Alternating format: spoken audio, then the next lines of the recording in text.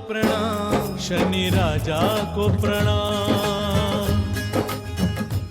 शनि साधिका doctor Vibhashri दीदी जी का संक्षिप्त परिचय। श्री शनीश्वर तीर्थ क्षेत्र शनि आश्रम चिकल थाना छत्रपति संभाजी नगर महाराष्ट्र की आप संस्थापिका हैं। आपके इस शनि आश्रम में ही 24, 25, 26 जून 2023 को एक भव्य पंचतत्व महोत्सव पंच महाभूत लोकोत्सव का आयोजन हुआ था। पंचतत्वों की सुरक्षा और संतुलन के माध्यम से जीवन रक्षा के लिए इन पंचतत्व महोत्सव में राष्ट्रीय संत सम्मेलन का आयोजन हुआ। इस आयोजन के प्रथम दिन का दीप प्रज्वलन अनेक महामंडलेश्वरों पीठाधीश्वरों ने मिलकर किया। संपूर्ण कार्यक्रम का आयोजन और संचालन प्रसिद्ध एस्ट्रोलॉजर साधिका डॉक्टर विभाश्री दीदी जी ने ही किया, जिनके व्यक्तिगत निमंत्रण पर भारत के अनेक राज्यों से 100 से भी अधिक संत महात्मा सद्गुरु आध्यात्म शिरोमणि श्री शनि आश्रम छत्रपति संभाजी नगर महाराष्ट्र की पावन भूमि के संत सम्मेलन में पधारे थे और पूरे महाराष्ट्र क्षेत्र से भी लगभग 500 संत महात्माओं प्रवक्ताओं विद्वानों ने भी इस आयोजन में भागीदारी निभाई और प्रमुख वक्ताओं ने अपने अपने उद्बोधन से लोगों को मंत्रमुग्ध भी किया, जिसमें कोल्हापुर महाराष्ट्र के कनेरी मठ के पीठाधीश्वर स्वामी अदृश्य काट सिद्धेश्वर स्वामी जी, अखिल भारतीय गोसेवा संघ रायपुर छत्तीसगढ़ के प्रमुख दूधाधिधारी मठ के मठाधीश महामंडलेश्वर श्री राजेश्वरी महंत श्री राम सुंदर दास जी महाराज प्रमुख थे। साथ ही बीजेपी के राष्ट्रीय प्रवक्ता श्री सुधांशु त्रिवेदी और नारी रत्न राजेश्वरी मोदी उर्फ राज दीदी नारायण रैकी सत्संग परिवार मुंबई ने अपनी ओजस्वी मोटिवेशनल वाणी से सभी को मंत्रमुग्ध किया। 3 दिनों में 30 से अधिक वक्ताओं को सुनने का सौभाग्य मिला। शनि साधिका डॉक्टर विभाश्री दीदी जी के द्वारा संचालित इस राष्ट्रीय संत सम्मेलन की ज्ञानवर्धक झलकियां शनि साधिका दीदी जी के ही ज्ञानवर्धक कार्यक्रम सुभारती टीवी के सुभारती संवाद साधिका डॉक्टर विभाश्री दीदी जी के साथ कार्यक्रम का महत्वपूर्ण हिस्सा भी बनी। इस पूरे 3 दिवसीय संत सम्मेलन में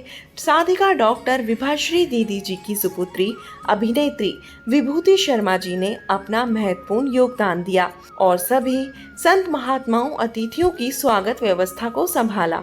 काफ़ी लंबे समय से लोगों ने कुछ प्रश्न किए हुए हैं।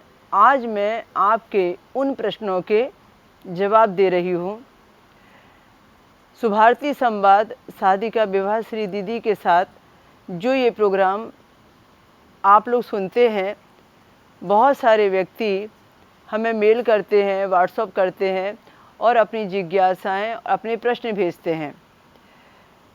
कई लोगों ने जानना चाहा है कि दरिद्रता का दोष क्या होता है, ये कौन से ग्रह से संबंधित है, इसे कैसे समझा जा सकता है और व्यक्ति अपनी ज़िंदगी की दरिद्रता से कैसे बाहर आ सकता है, इसे समृद्धि में कैसे कन्वर्ट किया जा सकता है, यह कौन से ग्रह से संबंधित है। इसी तरीके से कई लोगों ने एक प्रश्न और पूछा है मेल के द्वारा, व्हाट्सएप के द्वारा।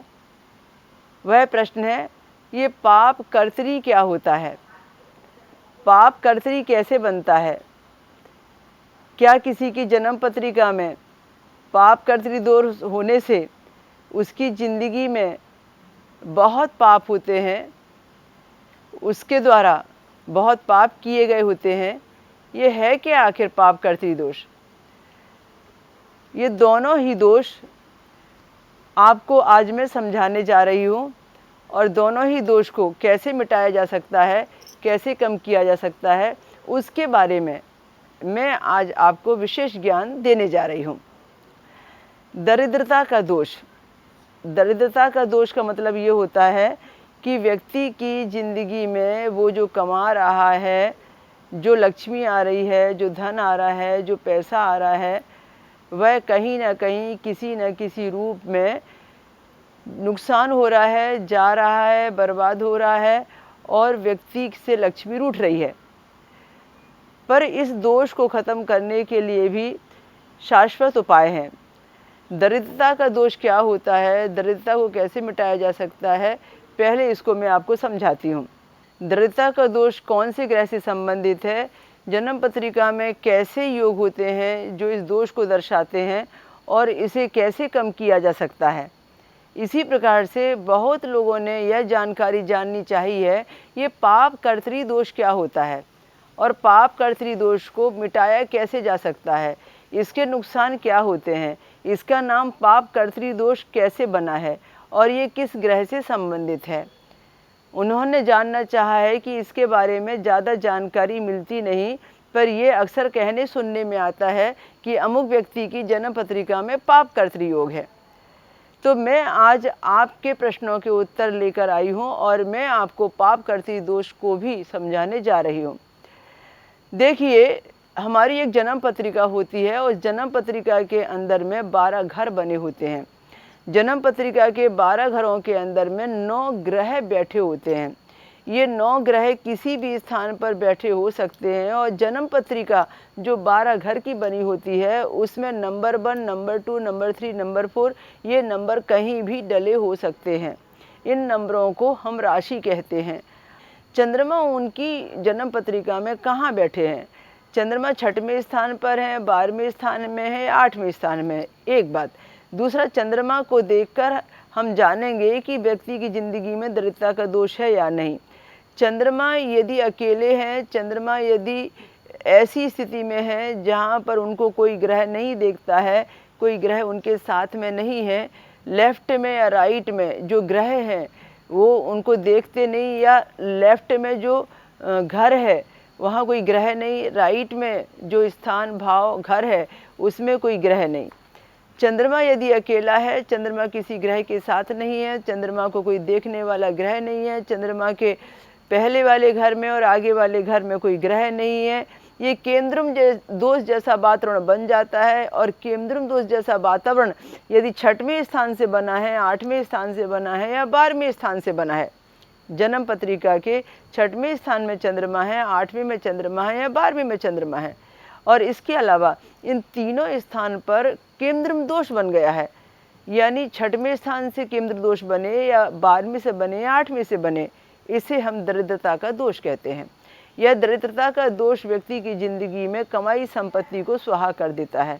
वह व्यक्ति जितना कमाता है अपनी कमाई को किसी न किसी दुरुपयोग में इस्तेमाल करता है, कहीं उधारी बांट देता है, कहीं किसी को बिना सोचे समझे देना लेना करके पैसा डुबा देता है, किसी चीज़ में इंटरेस्ट से लेता देता है और डूब जाता है, कहीं शेयर मार्केट में लगा के डूब जाता है, कहीं किसी की मदद करने में डूब जाता है, और बहुत सारे लोगों के द्वारा उसके साथ विश्वासघात होता है और लोग उसके साथ चीटिंग करते हैं और लोगों के द्वारा वो ठगा जाता है। कुल मिलाकर यह है कि वो अपनी ज़िंदगी की कमाई का इस्तेमाल सही तरीके से नहीं कर पाता और अपने पास धन होने पर भी वो दरिद्र बन जाता है, अपने पास संपत्ति आने पर भी उस संपत्ति का उपयोग नहीं कर पाता, दूसरे उसका यूज करते हैं और दूसरों की मदद में भावुकता में वो अपना नुकसान झेलता है।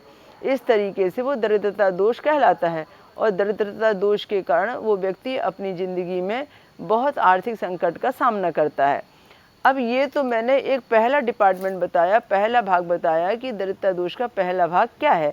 अब दरिद्रता दोष का अब मैं दूसरा भाग बताती हूँ कि दूसरी प्रकार से दरिद्रता दोष कैसे देखा जाता है।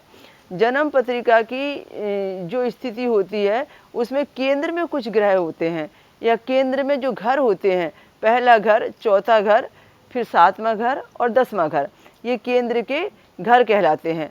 यदि जन्म पत्रिका में पहले स्थान पर, चौथे स्थान पर, 7वें स्थान पर या 10वें स्थान पर चंद्रमा का बैठना लिखा है, फिर समझिए पहले स्थान पर, चौथे स्थान पर, 7वें स्थान पर और 10वें स्थान पर चंद्रमा का बैठना लिखा है और यहाँ पर केंद्रम दोष बना हुआ है, जैसा कि 6वें, 8वें और 12वें स्थान से केंद्रम दोष बना हुआ था।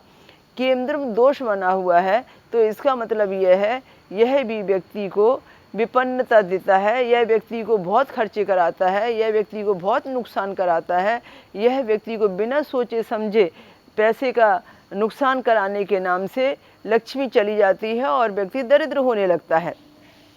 इसी प्रकार से फिर एक आपको दृष्टिकोण देती हूँ दरिद्रता दोष को समझने का। हमारी जन्म पत्रिका में जो 12 स्थान होते हैं उन 12 स्थानों में जो 4 घर होते हैं, पहला, चौथा, 7वां और 10वां, इन चारों घरों को देखा जाए और कोई ग्रह न हो। हमने पत्रिका देखी, चारों घरों में राशियां तो लिखी हैं पर ग्रह नहीं बैठे हैं। ये केंद्र के चारों घर खाली हैं। पहला लग्न का घर खाली है, चतुर्थ स्थान खाली है, सप्तम स्थान पर कोई ग्रह नहीं है, दसम स्थान पर कोई ग्रह नहीं है। जब केंद्र के पूरे चारों घर खाली होते हैं तो केंद्र के उन घरों का व्यक्ति को सुख भोग नहीं मिलता जिन घरों के वो स्थान खाली हैं, जहाँ जिस जगह पर वो कहीं भी ग्रह नहीं है। तो ग्रह नहीं होने से यानी उसके सुख में बाधा आती है। चारों स्थान खाली हैं, केंद्र खाली है, इसका मतलब ये दरिद्रता का दोष कहलाता है। दरिद्रता का दोष हो जाने से, केंद्र के चारों स्थान खाली हो जाने से वो व्यक्ति अपनी ज़िंदगी में कितना भी कमा ले फिर कर्जदार हो जाता है, कितनी भी कमाने की कोशिश करे वो नुकसान करता है, आर्थिक हानि होती है, व्यक्ति को नुकसान झेलना पड़ता है, कहीं भी किसी भी जगह वो जाए लॉस होता है उसके साथ में, लोग उसके साथ चीटिंग करते हैं, अपना पैसा कहीं और को दे बैठता है, बहुत सारी आर्थिक परेशानियां आती हैं, नौकरी छोड़ता है फिर नौकरी लगती है, फिर नौकरी छोड़ता है, कहीं व्यापार में इन्वेस्ट किया तो व्यापार में बार बार बदलाव आता है। इस तरीके से वो दरिद्रता दोष कहलाता है। ऐसी स्थिति में फिर सोचना पड़ता है कि वो व्यक्ति करे तो क्या करे, उसके नुकसान को आखिर वो कैसे भरे, उसके नुकसान को पूरा कैसे किया जा सकता है। अब वो नुकसान को करना नहीं चाहता, फ़ायदा कमाना चाहता है, इस दोष से मुक्त होना चाहता है। इस तरीके से जन्म पत्रिका में ये दरिद्रता दोष बनता है। अब दरिद्रता दोष को समझने के बाद में आपको चंद्रमा को समझना पड़ेगा। चंद्रमा क्या है? हमारी समृद्धि है। चंद्रमा क्या है? हमारा मन बुद्धि का ज्ञान है। चंद्रमा क्या है? मनसो जाता। हमने हमारे मन के ऊपर में यदि काम किया, हमने हमारी समृद्धि के ऊपर में काम किया तो हम दरिद्रता दोष से बाहर निकल सकते हैं। अब चंद्रमा माँ का कारक है। माँ का कारक है, इसका मतलब समृद्धि से माँ का धन जुड़ा है और माँ से समृद्धि जुड़ी हुई है। ऐसे व्यक्ति जो दरिद्रता दोष से प्रभावित हैं, यदि माँ का अपमान करते हैं, यदि माँ से दूर रहते हैं या माँ को पीड़ा देते हैं, उनके साथ चीटिंग करते हैं या माँ का आदर नहीं करते हैं या माँ को कहीं और जगह वृद्धाश्रम में ले जाके छोड़कर आते हैं या माँ की संपत्ति के लालच में माँ को परेशान करते हैं या माँ को रुलाते हैं, माँ की नहीं सुनते हैं, तो उनका दरिद्रता दोष इतना ज़्यादा बढ़ता है कि वो जितनी भी संपत्ति के मालिक बन रहे होते हैं, कमा रहे होते हैं, गमा रहे होते हैं, कहीं भी उनकी संपत्ति रुकती नहीं, वो समृद्धि का मुंह नहीं देखते। क्योंकि चंद्रमा आपकी समृद्धि है और चंद्रमा बिगड़ा हुआ है, तो आपको उन चीज़ों पर ध्यान देना पड़ेगा जो आपकी समृद्धि की रक्षा करें। पहला, आपने देखा कि माँ का संबंध चंद्रमा से है, तो आपको माँ के साथ रहना चाहिए, माँ का आदर करना चाहिए, उनकी आज्ञा का पालन करना चाहिए, माँ से प्रेम व्यवहार रखना चाहिए, उनकी सुनना चाहिए, उनको समझना चाहिए, कोई काम ऐसा नहीं करना चाहिए जिससे माँ की बद्दुआ लगे, तो आपका दरिद्रता का दोष निश्चित रूप से कम होता है। दूसरा, चंद्रमा का संबंध है जल से, दूध से। यदि आपने दूध की कद्र की, यदि आपने जल की कद्र की, तो निश्चित रूप से आपको समृद्धि मिलेगी, धन बढ़ेगा, दरिद्रता का दोष घटेगा। पर ऐसे व्यक्ति जिनको ये दरिद्रता का दोष होता है, वे व्यक्ति दूध का भी बहुत नुकसान करते हैं, उसकी वैल्यू नहीं करते, जल की भी वैल्यू नहीं करते, जल का नुकसान करते हैं। यदि आपके घर में आधी बाल्टी पानी भरा हुआ है और उसका यूज नहीं है और आप नाली में ऐसे ही फेंक देते हैं, आपने गिलास में आधा पानी पिया और आधा पानी ऐसे ही फेंक देते हैं, आपने देखा कि नल आया हुआ है, फ्रेश पानी भरना है और पुराना पानी आप पुराना समझ के नाली में लुढ़का देते हैं और फ्रेश भरने के चक्कर में वो बर्तन खाली कर देते हैं। आपको नई बाल्टी का पानी चाहिए तो पुराना पानी फेंक देते हैं। ये जितना भी जल का आप नुकसान करते हैं, जहाँ एक बाल्टी पानी में काम चल सकता था, 2 बोतल पानी में काम चल सकता था, वहाँ आपने कई बाल्टी का नुकसान कर दिया, नाली में, गटर में, रोड में डाल दिया पानी। इसका मतलब यह है कि लक्ष्मी फेंक दी, धन फेंक दिया, समृद्धि फेंक दी। वो जल नहीं है, वो समृद्धि है। चंद्रमा यानी आपकी समृद्धि है, चंद्रमा यानी जल है, और जल और समृद्धि दो अलग अलग विषय नहीं है। जैसे जैसे इस दुनिया में जल घटेगा वैसे वैसे समृद्धि घटेगी। हमारी बॉडी के अंदर में जल घटेगा तो समृद्धि घटेगी, धन घटेगा, वैभव घटेगा। आपने यदि जल की सुरक्षा की, आपकी ज़िंदगी में समृद्धि बढ़ेगी, शांति बढ़ेगी, धन बढ़ेगा, समृद्धि के साथ शांति भी बढ़ेगी, क्योंकि चंद्रमा शांति का भी द्योतक है। इसलिए हर उस व्यक्ति को जिसको ये दरिद्रता का दोष है और दरिद्रता दोष से वो व्यक्ति परेशान है, उसको चाहिए कि जल को सेव करे, उसको चाहिए कि जल को बर्बाद ना होने दे। यहाँ तक कि बरसात का जल भी यदि कहीं ख़राब हो रहा है, नुकसान हो रहा है, तो आपकी टंकियों के मुख को खोल दीजिए, टंकियों में बरसात का जल जाने दीजिए। आप बड़े बड़े ड्राम रखिए, उसमें बरसात का जल भरिए, जिससे आपको उस जल को यूज करने के लिए अवसर मिले, ना कि बरसात का जल भी नाली में चला जाए। आप चाहें तो आपके घर के वेशिंग को, घर के नल को ठीक कराइए।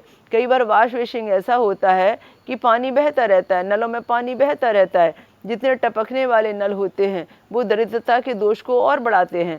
ऐसे व्यक्ति को जल का दान करना चाहिए, ऐसे व्यक्ति को जल को सेव करना चाहिए, जल की वैल्यू करना चाहिए।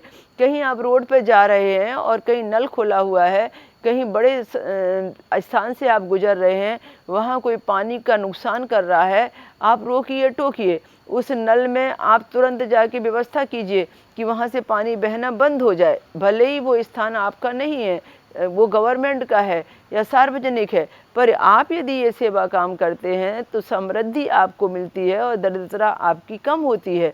तो इस तरीके से जैसे जैसे जल को सुरक्षित करेंगे, जल की रक्षा करेंगे, जल को बचाने के लिए प्रयास करेंगे और लोगों को भी जल को बर्बाद करने से रोकेंगे, वैसे वैसे आपका दरिद्रता का दोष कम हो जाएगा। अब आते हैं दूध पर। ऐसे व्यक्ति कई बार किसी भी जगह दूध रखते हैं उबलने के लिए, तो दूध उबल जाता है।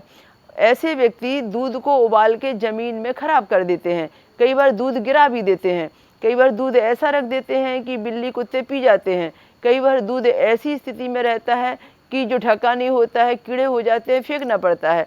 दूध घर में मंगाते हैं, बाद में फट जाता है, जम जाता है, नाली में फेंक देते हैं। जो भी व्यक्ति इस तरीके दूध पीते हैं, 2-4 घूंट बचा के नाली में फेंक देते हैं।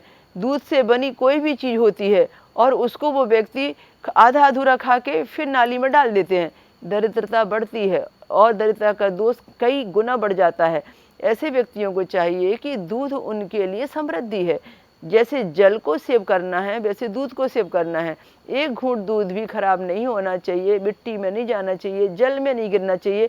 ऐसे व्यक्तियों को मैं ये कहती हूँ कि शिवजी पर भी वो दूध ना चढ़ाएं, क्योंकि शिवजी के ऊपर भी यदि वो 2-4 पैकेट दूध यदि इस विश्वास से चढ़ाते हैं कि शिवजी प्रसन्न होंगे, तो नहीं, शिवजी तो प्रसन्न नहीं होंगे, पर वह दूध जो शिवलिंग पर चढ़ाया है वो नाली में जरूर चला जाएगा, और वो नाली में जरूर चला जाएगा। तो इस ऐसे व्यक्ति के लिए जो दरिद्रता दोष का कारण बना हुआ है, उसके लिए भारी नुकसान का विषय बन जाएगा। इसलिए जो चंद्र प्रभावित व्यक्ति हैं, जो दरिद्रता दोष से ग्रसित व्यक्ति हैं, उनको मैं ये सलाह दूंगी कि शिवजी पर एक सीमा से ज़्यादा जल ना चढ़ाएं और दूध चढ़ाने की परंपरा बंद करें। उस दूध को नाली में न जाने दें और उतना ही जल चढ़ाएं जितनी आवश्यकता हो, जल को भी ज़्यादा नाली में न जाने दें। इस तरीके से आप दरिद्रता के दोष को बचा सकते हैं, कम कर सकते हैं, और धीरे धीरे आप ये देखेंगे, आप जिस तरीके से अपने ऊपर नियंत्रण करेंगे, जल को सुरक्षित करेंगे, दूध को सुरक्षित करेंगे, अपनी समृद्धि को रोकने के लिए भरसक प्रयास करेंगे, उतना आपको उसका बेनिफिट मिलता चला जाएगा, लाभ जरूर से जरूर मिलेगा। अगला विषय हम आते हैं आज के दूसरे विषय पर, दूसरे प्रश्न पर, पाप कर्तरी दोष। पाप कर्तरी दोष, जैसे आपने अभी जाना दरिद्रता दोष, वैसा ही एक पाप कर्तरी दोष है। हाँ, एक बात मैं बताना चाहती हूँ आपको कि जो भी ये दरिद्रता का दोष है, इसकी एक स्थायी शांति 14 जनवरी मकर संक्रांति के दिन भी होती है। 14 जनवरी मकर संक्रांति का दिन एक ऐसा दिन होता है कि ऐसा व्यक्ति जिसको केमद्रम दोष है, दरिद्रता का दोष है, वो व्यक्ति यदि अपनी माँ के साथ पूजा में बैठे, यह माँ नहीं बैठ पा रही है और अकेला वो पूजा में बैठना चाहता है, तो माँ को वो सामग्री, वो उपाय अपने घर में ले जाके दे और उनसे करा के ले, और साथ में वो खुद पूजा करे। और ऐसा कर लेने से वह अपनी समृद्धि को बचाएगा, धन को बचाएगा, दरिद्रता को आगे बढ़ने से रोक लेगा। तो इसका शांति विधान चंद्र शांति के नाम से होता है, दरिद्रता के दोष के निवारण के नाम से होता है, और ये इस शांति की पूजा जो है प्रायश्चित पूजा कहलाती है, और वह व्यक्ति दरिद्रता से बाहर निकल जाता है। क्योंकि यदि किसी की व्यक्ति की जन्म पत्रिका में दरिद्रता का दोष है, तो लगने का सुख भी उससे रूठ जाता है। जो प्रॉपर्टी का सुख है, जो माँ का सुख है, वो भी उससे रूठने लगता है। जो गृहस्थी और पति का सुख है वो भी रूठने लगता है, और जो रोजी रोटी इनकम 7वें स्थान से देखते हैं वो भी उसके हाथ में आते आते निकल जाती है। जो कर्म का स्थान है, जहाँ से हम कर्म देखते हैं, वहाँ यदि कोई ग्रह नहीं है तो कर्म करने में आलस करता है। जो कर्म करता है उसका रिजल्ट नहीं आता है, और वो बेरोजगार का बेरोजगार रह जाता है। और पिता का स्थान भी है तो पिता का साथ भी रूठता है। तो ये जो चारों घर हैं, इस घर की सुरक्षा के लिए उसे चाहिए कि फिर वो विधि पूर्वक के वैदिक पद्धति से, पौराणिक पद्धति से, एस्ट्रोलॉजिकल पद्धति से 14 जनवरी मकर संक्रांति के दिन एक बार छत्रपति संभाजी नगर औरंगाबाद महाराष्ट्र में आकर एक बार वह हमारे यहाँ के शांति पूजा विधि विधान में भाग लेकर व्यवस्थित रूप से उससे मुक्त हो जाए, और विधि पूर्वक से वह अपने एक नई जिंदगी की शुरुआत सारे सुख सुविधाओं के साथ में करे। मैं आपको बता रही थी कि किस तरीके से पाप कर्तरी दोष बनता है। कोई भी 12 घर से संबंधित घर है, मान लीजिए जन्म पत्रिका के 12 घर हैं, प्रथम, द्वितीय, तृतीय, चतुर्थ, पंचम, ऐसे पूरे 12 घर हैं। कोई भी घर के ऊपर यदि कोई भी घर के ऊपर यदि पाप कर्तरी बना है तो इसका मतलब यह है कि उसका सुख कम हो गया है। एक छोटा सा उदाहरण, मान लीजिए लग्न का पहला घर है, उसमें कोई ग्रह बैठा है या नहीं बैठा है इससे कोई मतलब नहीं, पर लग्न का जो पहला घर है उसके आगे वाले घर में और उसके पीछे वाले घर में, आगे वाले यानी दूसरे घर में, पीछे वाले यानी 12वें घर में कोई भी ग्रह ऐसे बैठे हों जो क्रूर हों, राहु हो, केतु हो, शनि हो, मंगल हो, इन्हें हम क्रूर ग्रह कहते हैं। तो कोई भी क्रूर ग्रह यदि किसी भी घर के, मैं तो लग्न का उदाहरण दे रही हूँ तो अभी लग्न ही समझ लीजिए, पहला घर ही समझ लीजिए, पहला घर लग्न का घर यदि ऐसा है कि जिसके लेफ्ट और राइट में जो भी घर हैं वहाँ पर क्रूर ग्रह बैठे हुए हैं, तो इसका मतलब जिसकी ये जन्म पत्रिका है उसकी जन्म पत्रिका में उसकी लग्न पर कैंची बनी है, उसकी लग्न पर कैंची बनी है, यानी आने वाला घर और पीछे वाला घर, यानी दूसरा घर और 12वां घर पहले घर को काट रहा है। पहले घर का क्रूर ग्रह और 12वें घर का क्रूर ग्रह दोनों मिलकर कैंची से, धार से उस लग्न को काट रहे हैं जहाँ पर वह लग्न लिखी गई है। लग्न यानी व्यक्ति का जीवन, व्यक्ति का शरीर, व्यक्ति का आचार विचार, व्यक्ति का संस्कार, व्यक्ति की जन्मभूमि, व्यक्ति के अपने पूरे वर्चस्व वहाँ से देखे जाते हैं, उसे लग्न कहते हैं। और लग्न यदि कटती है तो इसका मतलब शरीर पीड़ा होती है, व्यक्ति की जिंदगी की आरोग्य आयुष को खतरा होता है कि जिस स्थान से पाप कर्तरी योग बना है उसे नहीं समझा गया, उस पाप कर्तरी योग की कैंची की धार को कम नहीं किया गया, उस पाप कर्तरी योग को बाहर नहीं किया गया, उस प्रारब्ध की लाई पीड़ा को कम नहीं किया गया, तो पाप कर्तरी योग उस घर के सुख से वंचित कर देता है जिस घर पर ये पाप कर्तरी योग बनता है। ये तो मैंने एक छोटा सा उदाहरण लग्न पर दिया, पर इसके अलावा भी ये पाप कर्तरी योग कहीं भी बन सकता है। आपके दूसरे स्थान जिसे हम कुटुंब का घर कहते हैं, धन का घर कहते हैं, उस पर भी बन सकता है। तीसरा पराक्रम का घर, उस पर बन सकता है। चौथा चतुर्थ या माँ के घर पर भी बन सकता है। पंचम संतान या शिक्षा के घर पर भी बन सकता है। पाप कर्तरी किसी भी जगह बन सकता है, और जिस जगह भी वो बनेगा, अच्छी जगह पर यदि वो बनेगा तो बुरा फल देगा, नुकसानदायक रहेगा। हाँ, यदि ये पाप कर्तरी फल यदि 6वें स्थान पर बना है, 8वें स्थान पर बना है, तो ये निगेटिव को पॉजिटिव कर देता है। इसमें इतनी बड़ी ताकत है कि रोगों को काटेगा, ऋण को काटेगा, शत्रु को काटेगा। कैसे? काम तो इसका काटना है। अब 6वां घर है, 6वां तो रोग का घर है, शत्रु का घर है और ऋण का घर है। अब 6वें स्थान का पाप कर्तरी देखिए, जो 5वां स्थान है वहाँ यदि शनि हो, मंगल हो, राहु हो या केतु हो, सेम यही स्थिति। यदि 7वें स्थान पर ये कोई 4 ग्रह, क्रूर ग्रह कोई भी बैठे हों, और ये कट रहा है कौन सा? 6वां घर। 6वां घर इनसे काटा जा रहा है, कैंची 6वें घर पर चल रही है, तो 6वें घर से क्या कटेगा? रोग कटेगा, शत्रु कटेंगे, ऋण कटेगा, बुराई कटेगी, नुकसान कटेगा, तो हमारे लिए अच्छा हो गया ना। तो कभी भी यदि 6वें घर पर पाप कर्तरी है, 8वें घर पर पाप कर्तरी है, तो इसका शांति विधान करने की आवश्यकता ही नहीं है। इसके बारे में कुछ चिंताजनक स्थिति ही नहीं है। ये इतनी बढ़िया स्थिति मानी गई है, इतनी शानदार स्थिति मानी गई है कि शत्रु अपने आप नष्ट हो रहे हैं, दुश्मनी अपने आप नष्ट हो रही है। कितना भी वो ऋण ले ले पर ऋण से मुक्त जल्दी हो जाएगा। कितने भी बड़े बड़े रोग हो जाएं पर रोग उसके अच्छे होने ही होने हैं। तो इस तरीके से ये जो पाप कर्तृ योग है, जिस किसी अच्छे घर को काटेगा वो अच्छे घर के सुख को नष्ट करेगा, और बुरे घर को काटेगा तो उस बुरे घर से जो हमें मिल रहा है उसको नष्ट करेगा।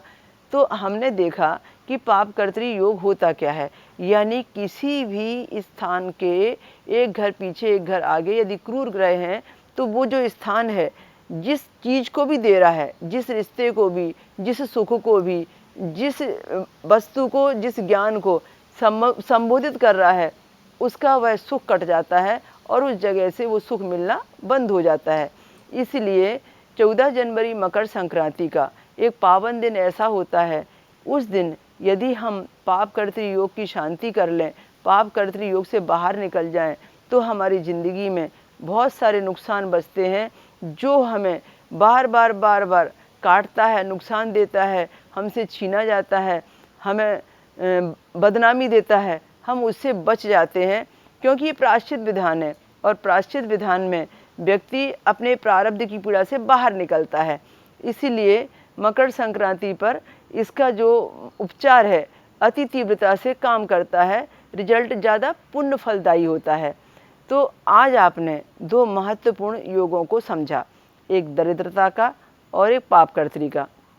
और दोनों ये जो योग हैं ये अपने आप में बहुत कष्टदायी भी हैं और यदि उपचार किया जाए तो बहुत सुखदायी भी हैं। हमें बस ये समझना है कि हमें उस घर को बचाना कैसे है जिस घर से ये दोष बने हुए हैं, इसको मिटाना कैसे है।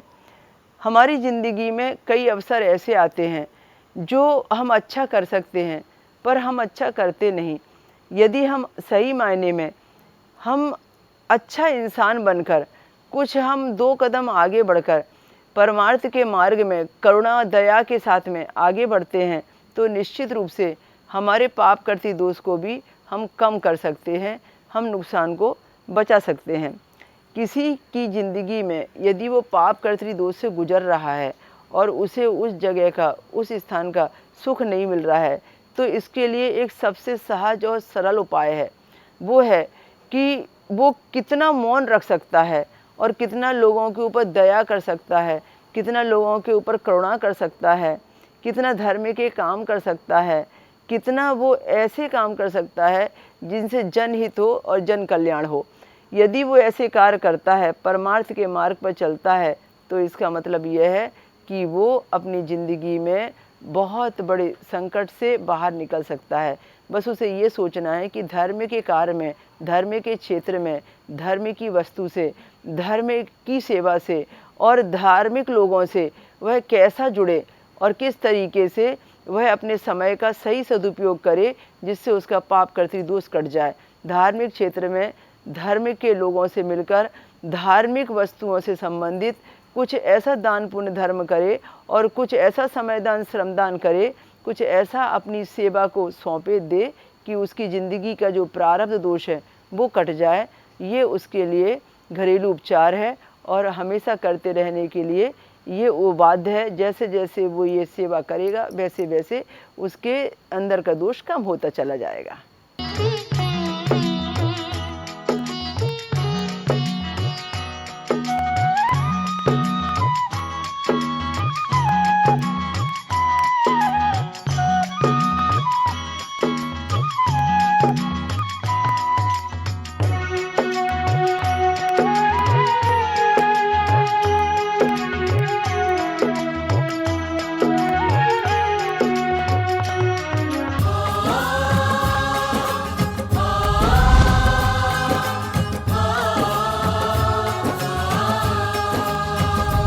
शनि देवा को प्रणाम, शनि राजा को प्रणाम।